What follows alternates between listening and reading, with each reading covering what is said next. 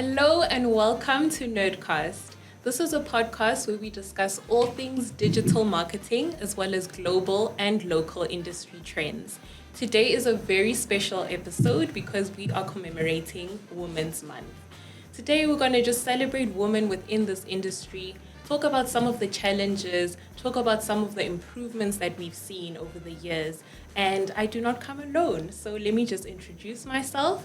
My name is Mikateko Maswanganyi, and I will be your host today. I'm a PR account manager, and our special guest today is Adelaide Tshabalala. Yes.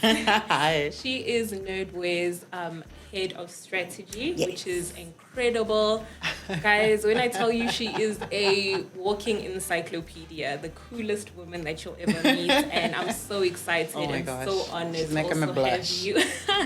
to have you on this episode. So welcome. How are you feeling? I'm excited.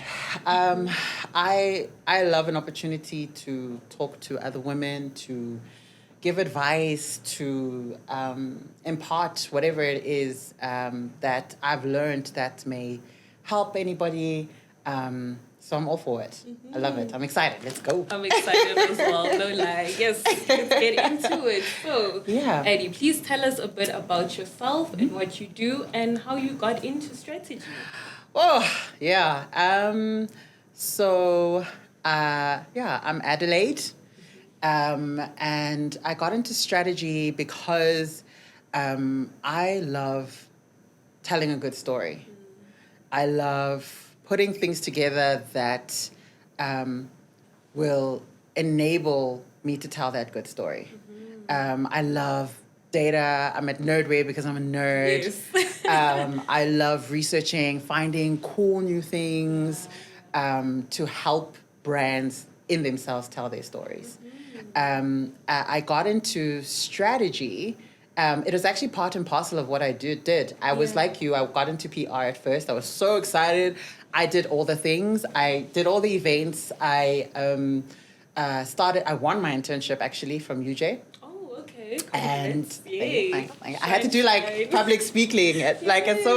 Speaking and being in front of people has just naturally been part of what I had to do. Thing Listen, for you, and they called me out and I was nervous. My heart was beating out of my chest. I was like, yo, okay. But I didn't know I actually had the backing of the people that were at my varsity. Because when I got up there, they all were like, oh, and they were like, yes, Annie! And, feeling so supported, you can only just shine. And I think that amplified my love for PR. And then I got into a job. It was FIFA World Cup, so we were doing art exhibitions and we were meeting all the coolest people. Great time to be in this industry. What a time to be alive. Yeah. It was amazing. We did all the things. We saw all the people. And then I got to a point where I was like, okay, PR, I think I might want to try something new. Because I'm a person that believes in personal growth and personal challenges. Yeah. And being a digital native, even from my youth, my mom bought TV games. We played the Nintendo, Mario, all of those things. And then we had internet, Mix-It, all of that stuff. I was in that world. Yeah, I was talking to people in Spain. I didn't know Latin, Spanish, whatever, but I was like, hi, and trying to create relationships just to escape. Yeah. Because I was always looking for adventure. And so being a digital native and starting to experience Facebook and starting to see brands getting on social media platforms, I was like, I think this might just be where I need to be going. This might be able to fulfill my love for storytelling. Yes. And then I jumped right in and I was lucky enough to be able to convince other brands to jump with me. And so I ended up in digital PR, and doing PR. Then doing digital marketing, and then winning awards, and accolades. And I'm like, okay, then I'm doing the things. Then I know what I'm doing. Yes. So I got into it, and I just loved how brands then started telling their stories. Brands then started using this platform to actually communicate with their people. Yes. And engaging with them. So, sorry, it's a long story short. It's okay. But I'm so passionate about it and I really love it. And it's taken me on such an incredible journey. Yeah. Yeah. That's beautiful. No, that's so beautiful to hear Yeah. because I think when most people ask me about public relations, storytelling is literally the main reason why I do what I do because there's just so many beautiful things to share with the world. And there's so many companies that do amazing things, Exactly. but they just don't know about it. So and they don't know how to do it. Exactly. They think that by people buying their brands, they know about them. It's done. Yeah. And like it's like, no, not actually. You're fulfilling a need. Yes. But I'm not gonna go and like find out about you doing CSI initiatives, that you're helping villages, that you're creating infrastructure, that I'm not gonna find out that stuff. So tell me about it. Yes. Find a cool way to do it because you're fighting a whole lot of other brands that are telling me a whole bunch of stuff about them. That's true. So tell me what you're doing. Yeah. Let me know. How do you stand out, basically? Exactly. Okay. Exactly. No, that's lovely. And I think a question that I have for you, because in the world of strategy, growing up, I've always been to, a lot of like seminars where it's male dominated, right? So I think it's so refreshing to also be speaking to you today and know that you're a woman that's in strategy. Yeah. So I wanted to know during the course of your career, how many, women strategists have you looked up to or have you actually experienced that? Yeah. Because I think you would be, one of the many few in my life personally. Wow. It is. I think we're very.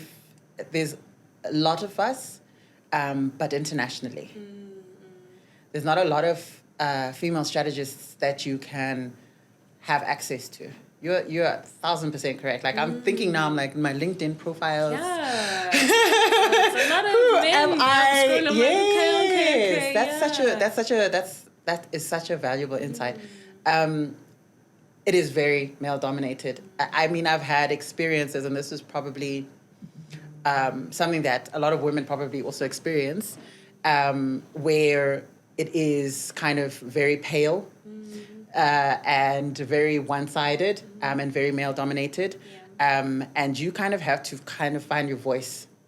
And that's the one thing that I want women to understand, that your voice is so important. It's needed. Nobody talks like you. Nobody thinks like you. Nobody comes across like you. Nobody puts things together like you.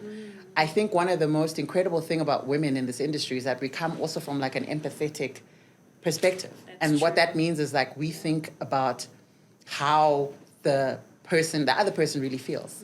We try to put ourselves in their position and say, okay, if I was to consume this or to do this, how would I do this? Or how would this make me feel? And that perspective is very much needed. And it is, I'm having like this flashback of this moment with one of my clients that I work with now, and they had put together this strategy for a new client. That when we collaborate a lot with other agencies, it's not always just you as us as an agency going to service a client. Sometimes you're working with other strategists, and then the egos start coming into play. And now, they put together this fantastic strategy, and we all come together and we have this like regroup to like hash it out, point out things, and be like, oh, maybe think about it from this perspective. Maybe do this, maybe do that. And so I also had to think, and I put together like a low-key strategy, but it wasn't like a full-on whatever. I was like, let's try this perspective. Yeah. And in the meeting, they were like, okay, do you guys have any suggestions? And I'm like, oh, okay, cool. It's an open forum. Yes. They're asking for my opinion. Might as well. Might as well. And I came in and I'm like, okay, cool. I'm going to present this. And, I'm getting the nods around the room. And everybody's like, we love this. This is great. And the person that had created the strategy, white man, he kind of just looked at me. Yeah. And he was like, no, I like it. But, I think, with my strategies, it's either, you get it or you don't get it. And I was like, aren't we? Yeah. Didn't you guys just say you want... Yes, you want to collaborate. You know what I'm saying? Collaboration. Yeah. And I was just taken aback and I was like, are we still here? Yeah, it's my way or the highway. It's my way or the highway. And so you do face those kind of things. And it's all about you understanding that it's not a you thing. It's not something that you are there to fix. You don't fix things that are not there for you to fix. Stick into your own lane, because the nods around the room are the people that are saying that your idea is valid and you're good. And if I had it my way, I can just repurpose. That's the thing about life and things. You can just repurpose it and use it for something else where it might even be more valuable. And it might actually be impactful. So yeah, don't let the naysayers or the people that just, if you know, you know, come at you from that perspective, get to you, because it's not about you. It's not about you. It's about them and how they feel about their work. Strategy is not necessarily the most. It's not rocket science in that it's not hard math, but it is a lot of hard work. But it also comes from really analyzing, taking insights, and saying, what is my audience? What do they do? How do they consume this? Have you tasted the product? Have you sat down and actually been like, okay, I'm going to have rama on my bread. Yeah. How does it make me feel? I feel like a lot of strategists, because we don't have a lot of time, we just come up with stuff. Whip up something and they were like, here you go. This is the insights telling me this is correct or whatever. But no, I think we need to take a couple of steps back and then create and actually immerse ourselves in it as well. Using the insights. Insights are great, but also understand people when they're doing these surveys. I mean, I think we've all kind of done like surveys in our past, just for little extra chunks. Yes. And you're just like going through it and tick. So it's not always the most accurate. It's also, about talking to people and experiencing things yourself. Yes. But yeah, I think I digressed a little bit. No, it's no problem. But all good. That's what we love. That's what we need. The experience. We want all the juice, all the meat, all the nitty-gritties. No, I've had to. So I think one thing that you said that really stood out to me was that, as a woman, when you are in the world of work, you should not be afraid to, speak up. Because I've also been in a lot of situations where I'm in a meeting or a boardroom and it's predominantly male, and I find that I'm the only female, and I feel like, can I say something? Should I? Should I not? And you're right in saying that we think differently. Yeah. I think, like you said, I agree with you strongly, where as a woman you think about, the other person's feelings and stuff. And those are things that matter because we are humans at the end of the day. Completely. And, we need to take that into account. So I think having more women in those leadership roles and managing other people, it really does help, and it goes a long way, know. And I wanted to ask, besides the challenges that you've experienced within your career, how do you overcome that? I think that's something that our audience would also like to know, that when you are in a situation where someone says something bad about the work that you've presented or produced, how do you manage that? It's a difficult thing. I have my way of doing it, but I would strongly advise for any other person or any other woman to not be afraid, like you said, to speak their point. You're coming from a place, you're not making something up. You're not coming into the room to disrupt things and, you are, your story. Exactly, you're an expert. So I think all the work that ever needs to be done is with yourself. Understanding that your voice is important. Understanding that what you have to say is adding value. I think the most intimidating thing about sitting in that room, it's not getting in the room, funnily enough, because you'll get there. Yeah. In your career, you will eventually get to a point where you're sitting in a room filled with influential people. You will get there. It's the narrative, the noise that happens when you're sitting in that room. It's that imposter syndrome that happens when you're sitting in that room. And that happens. And you have to be, the only thing that you have to pay attention to is yourself, your expertise. Focus on what you know. Yes. Don't be looking at if you're not in finance, why are you asking about finance? If you're not, if you're not in that seat, don't ask about those things. Focus on the things that you have. You ask the questions. They say that there's no such thing as a stupid question, but there is a question that kind of will disrupt the flow. Yes. Be intentional about being there. Don't be on your phone. Don't be distracted. Pay attention. Be present. I think that will help you. But when it is like a point where you're presenting your work and somebody's criticizing your work, understand that there will be criticisms. That's just how things get better. Yeah. And take it from a place of collaboration. I feel like it's an easier pillow to swallow if it's coming from a place of this person is trying to collaborate with me than they're trying to actually run my work down. And then have a response that I don't practice responses. I came from a background where the mentors ahead of me used to say, no, you must know what you want to say when you get in the room. Just know your story, know what you are presenting, know what you want people to understand, and you'll be perfectly fine. You'll be good. Yeah, and it's not about like being petty and responding and being like, okay, okay, Mr. Sir, with your comments. It's just being about, okay, I get that. Yes. That's noted is such, for me, it's so passive aggressive. I can't stand noted. Yeah. Because I'm like, what are you noting? And you don't have hear a that notebook. a lot. Upalani, what are you Yes. noting? Be like, okay, that's insightful. I want to discuss that a little bit more. Do you have some time after this meeting to go into that insight? You know, now I'm asking a question and I'm wanting to understand your perspective because I want it to better my work. Yeah, rather than just shutting it down Exactly. When you shut down, then you're shutting down your own progress, your own growth, because that puts you at the disadvantage. So I understand that it's human and you're not always going to respond in the best way, but also understand that you are at work and progress is painful. Yes. Criticisms are not nice, but try and understand where they're coming from, 100%. And you'll be all right. That's beautiful. That's really great advice. Cool.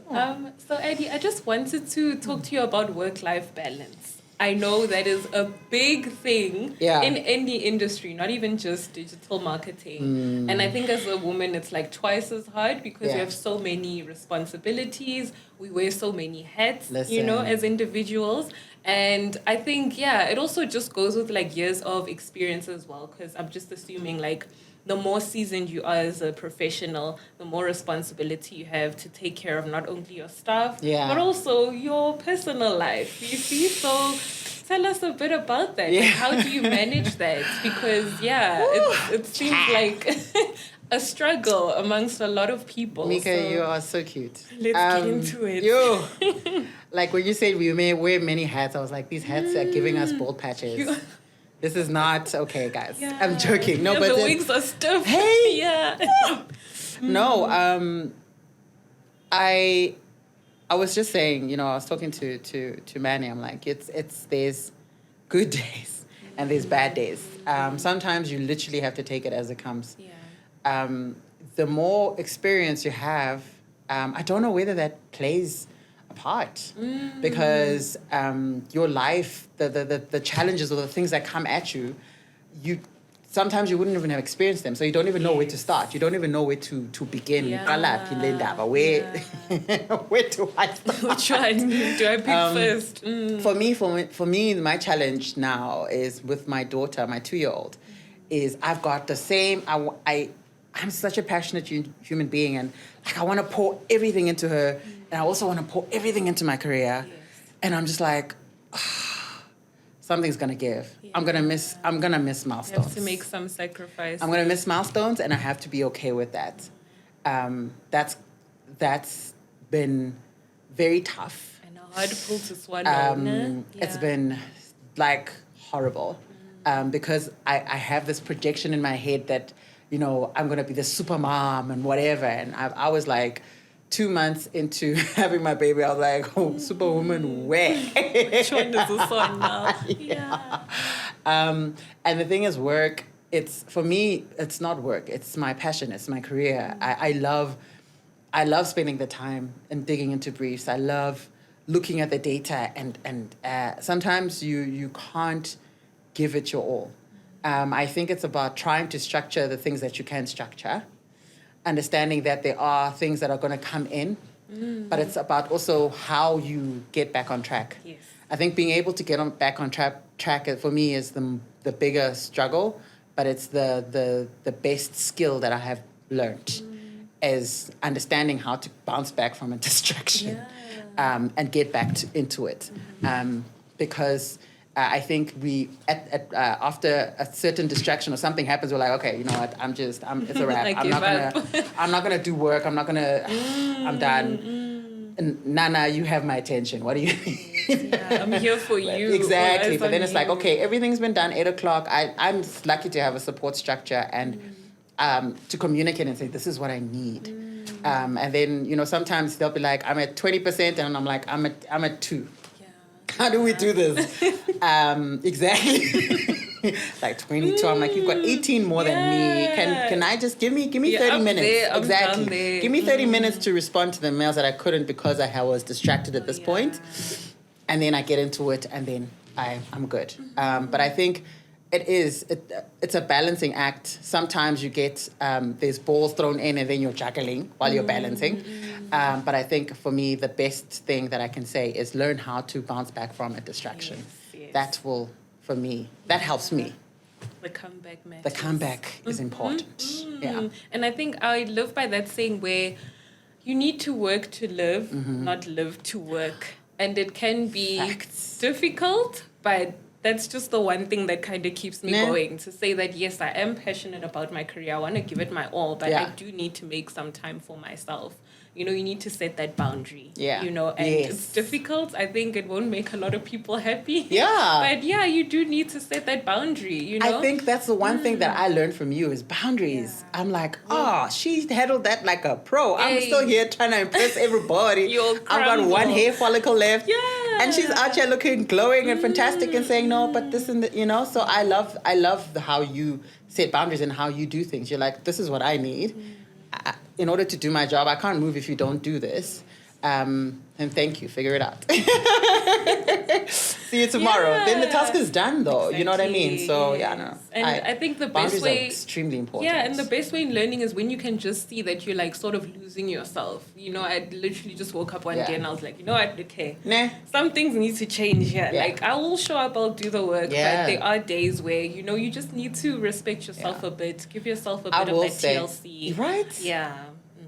I will say mental health is such an important thing, and I know we've got like quite a bit of focus on it, but I think there are like unspoken things that we go through in the industry, and it is that as a woman, that need for perfectionism, that need to be able to do everything and all the things and all at impress, and you know, my boss will see, if I don't respond, I'm dying from anxiety, and it's like, no, but why do I have anxiety? Ask yourself, why are you feeling like that?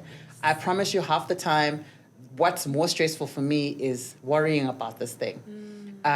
It's paying attention to yourself, paying attention to what you need, and paying attention to what this task needs. Does this task need this much of me? Right now, exactly. Also, Exactly. Does it need to be done now? Can I take a minute to breathe? Because right now, I don't think I should be working until 9 p.m. to do this. Yeah. I'm pretty sure I can respond to this in the morning and have an even better response for this, because I've marinated, I've thought about it, and I'll come back looking, you know, like a boss when I respond. So take your moments, understand yourself. That's why I was saying the work that needs to be done is here. It's not about them or whomever you're working around. It's about you. Who are you? What are my goals? Who am I competing against?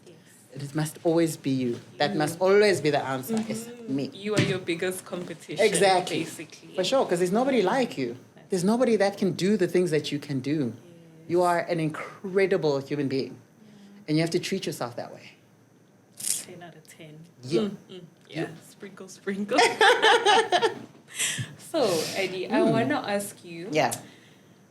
Like I said, just given your role, there are so many people that look up to you, right? Yeah. And I want to know, how do you just navigate that relationship with the people that you are also kind of molding? Because I think with just past experience, seeing how much knowledge you have, seeing how well you write as well. I'm sure there's someone that's working under you saying, I need to like be on her level someday, you know, but how do you like kind of take them with you, you know, from the ground moving up, you know, as you know, progress in your career, just helping them also reach their milestones. Yeah.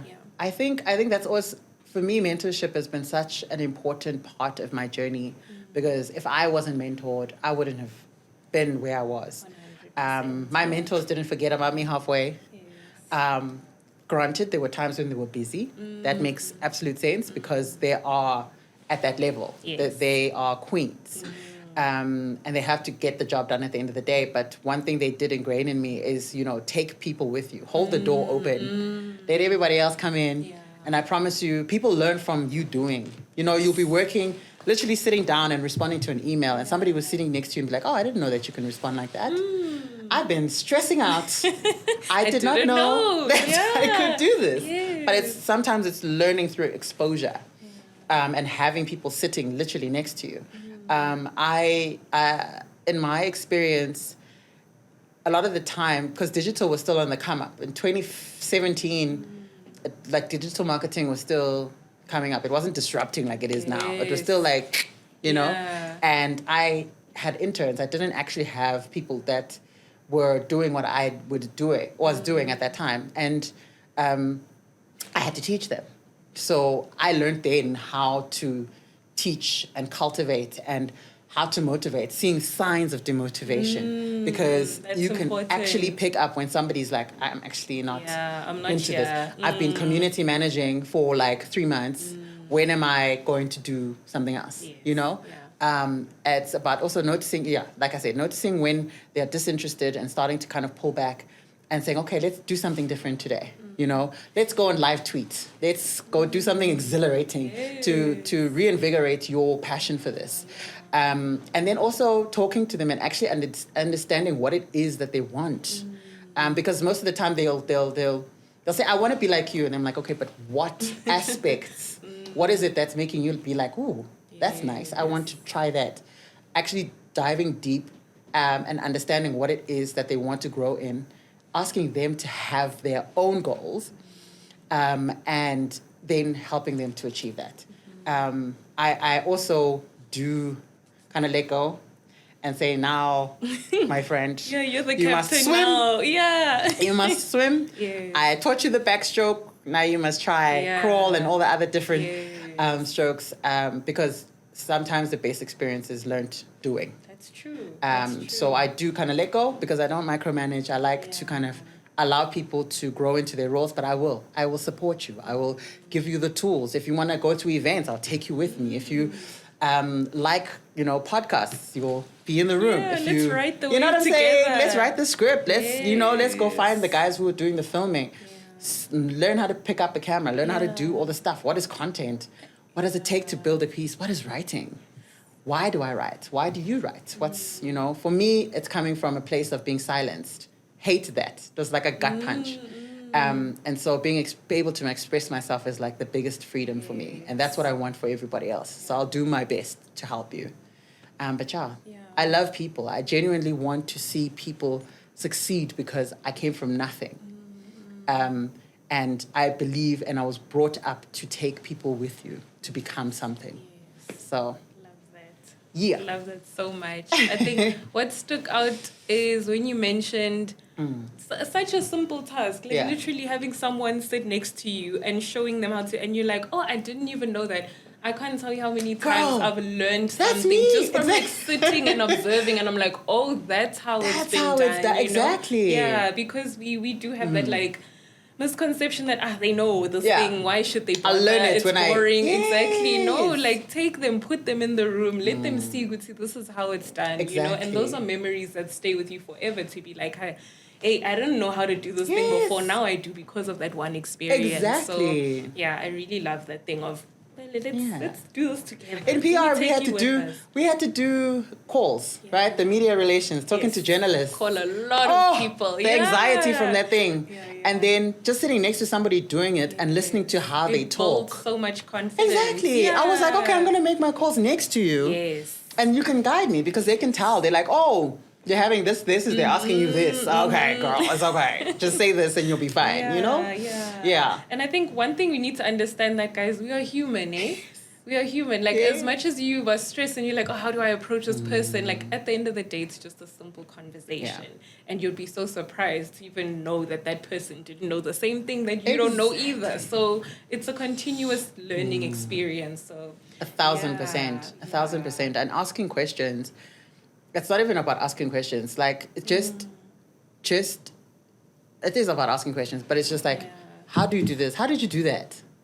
Simple as that. And I feel like people are scared to do that. I'm like, no, just ask me. I'll show you. I'm not I can't read your mind. Because you'll spend like hours just worrying, like, I don't know how to do this thing. Where do I start? Exactly. And I've been doing it, and I'm like, okay, here you go. It's done. Simple, Yeah. But Eddie, I just want to thank you so much for taking the time to sit and just talk about your experience working in digital marketing as a woman. I can only hope that this conversation will inspire the next person, that, even the person sitting watching will think, these are challenges that I've experienced myself too. I'm not going crazy. It's a thing that happens, thing. Yeah. And even to someone that's very new, trying to understand how you navigate this journey, So, that's amazing. And do you have any advice, any last comments that you'd have? Definitely. I think for me, the thing that gave me the confidence and the ability to be open and understanding was exposing myself.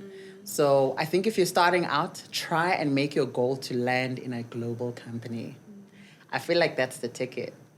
They have structures in place that will actually help interns. Like they actually have like an internship program.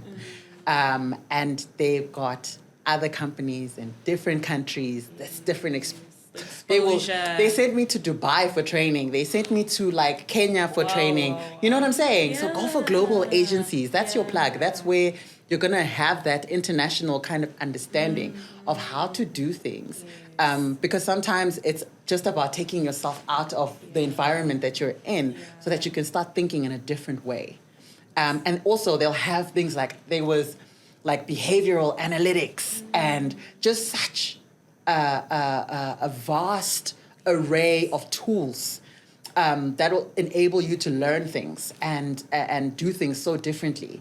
So just try, when you're looking for companies to intern at, be a boss, go in there and be like, okay, I came here because your company has this. I saw you had an internship or a program that sent people to the cans, to the lorries, whatever. I want to be there. How do I get there? How do you guys do that? You know what I'm saying? Have that confidence. Look for them. Do your research. The exposure will just do things for you. You're gonna do great, sweetie. Exactly. Yes. And you are one of a kind, and the world needs you. So do the damn things. And I feel like the best strategies do come from people that have a lot of exposure. Because Completely. Like you said, you're learning so many different things and you're like, oh, I didn't know that. Yes. Let me put that. Let me research that. Yeah. And then it becomes a new insight. Completely. Boom, Bob's your uncle. Yes. Oh, yeah. Bob is your malume. Danko. Yes. All right. Eddie, thank you so much for joining us on the special edition for Women's Month. Honestly, it's such a pleasure just to speak to you, pick your brain a bit, and also just share your knowledge with the audience. Thank you. Thank you for inviting me and enabling this opportunity. 100%. I look forward for the next one. Yeah. She'll be back, guys. She'll be back. So that concludes the podcast. Please be sure to follow us and subscribe. We are active across all social media platforms, so be sure to check us out on Facebook, Instagram, Twitter, Spotify, as well as YouTube. Subscribe. Yes. So thank you so much. Please do make sure that you stay tuned for the next episode. We have so much more beautiful and exciting content to come. Bye.